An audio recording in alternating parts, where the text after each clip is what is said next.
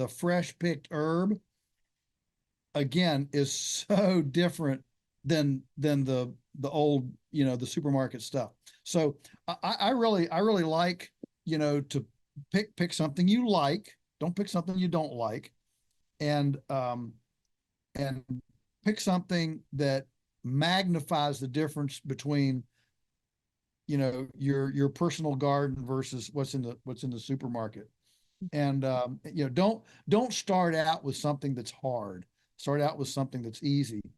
One nice thing about a tomato is often you can go to the store and get sets, and you can put them in your container, and it's like instant garden. If you plant seeds, you have to wait for the seeds to come up.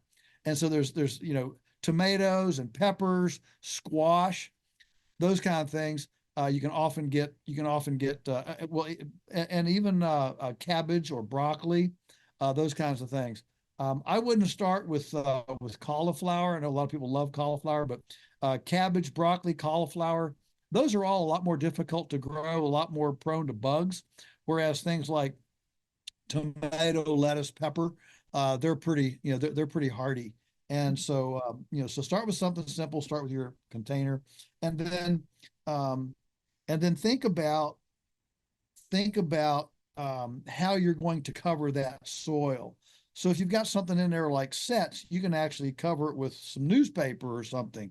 Poke a hole in it and or put it around, but keep that soil covered moist. It can be covered with some bark mulch, some wood chips, some grass clippings. Um, but keep it covered with something so that it doesn't dry out, and that's going to make your plants really, really happy, and feed your worms. Okay, let's shift gears a little bit now and go to our gardeners that have bit off a little more.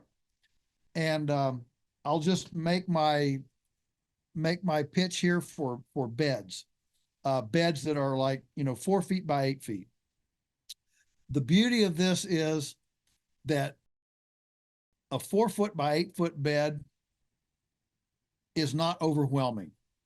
When you look at a 4 by 8 foot bed, even if it's weedy, even if you've neglected it a little bit and it's a little bit weedy, it's doable. It's small enough to be doable. And so, of course, I like raised beds. And if you're as you start down, um, think about how much you need to grow. And this is where some of your records, how much did you grow last year? So you start a planning thing. Where I'm going with this is you want some sort, ideally you want a written plan of some sort with a planting guide. I'm going to plant this on such and such a day, this on such and such a day, this on such a day. And if you have something, let's say beets, beets are really fun to grow. They're easy to grow, and they're really good. Those that red, lots of carotene, lots of goodies in a beet, a good red beet. Um, you want to stagger those. You're probably not going to eat a boatload of beets. Okay, so you plant enough for 2 or 3 meals, and wait 2 weeks, plant another little set and another little set. So you stagger them, so you've got them, coming in over time. Um, Probably one of the most important things you need to think about in your, as you prepare your garden this time of year, right now, before things get hectic and busy, line up your mulch, whatever your mulch is going to be, because mulch is the key. In my opinion, mulch is the key to everything. The soil doesn't like to be naked. It likes to be covered. And earthworms don't want to come up on naked soil. They want to come up on soil that's got some cover. You take, the difference between, what's underneath mulch versus, bare soil. There's no comparison. Look at the bugs. Look at all the stuff that's under there, when you pick up mulch. So get your mulch lined up. It might be wood chips. It might be some straw. It might be some junk hay. It might even be leaves. uh, get them in a bag, have them there stashed and ready, but think about your mulch. And then the other thing is think about compost. Now, obviously, you can buy compost, which a lot of people do.